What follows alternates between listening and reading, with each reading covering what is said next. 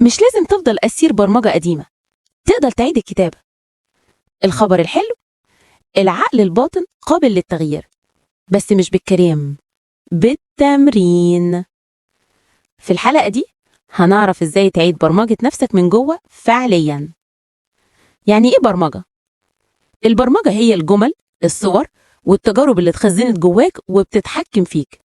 زي مثلا أنا فاشل، محدش بيحبني، النجاح مش ليا.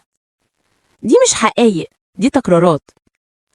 البرمجة هي الجمل اتقالت فصدقتها. يلا نشوف خطوات عملية لإعادة البرمجة. 1. الملاحظة، لاحظ الجمل اللي بتقولها لنفسك في المواقف المختلفة.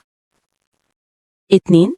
التسمية، اكتب البرمجة القديمة بوضوح، مثلا أنا ما بستحقش النجاح. 3. الفصل، اسأل نفسك الجملة دي صوت مين؟ أب، أم، تجربة، مجتمع. 4. التعديل، غير الجملة أنا بستحق النجاح وبقدر أحققه بخطوات بسيطة. 5. التكرار، كرر الجملة الجديدة يوميا بصوت مسموع، خصوصا الصبح وقبل النوم.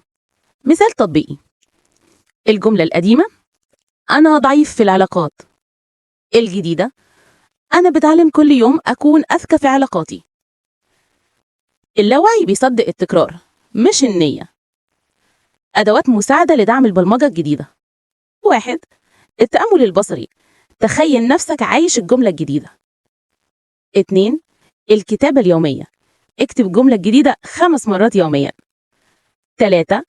التوكيدات الصباحية، ابدأ يومك بعبارات إيجابية واختمها برضو بعبارات إيجابية. 4. البيئة المشجعة، اختار ناس بتصدق فيك وبتدعمك. كل ما المحيط اتغير، كل ما البرمجة الجديدة لقت أرض تنمو فيها. البرمجة القديمة مش حكم مؤبد، لكنها محتاجة 3 مفاتيح: وعي وتكرار وبيئة صحية. ابدأ بجملة واحدة وخلي كل يوم يقويها جواك. شاركنا ايه أول جملة سلبية حابب تبدأ تعيد برمجتها. ما تفوتش الحلقة الجاية. ما العلاقة بين العقل الباطن والجسد؟ وهل بيأثر على صحتك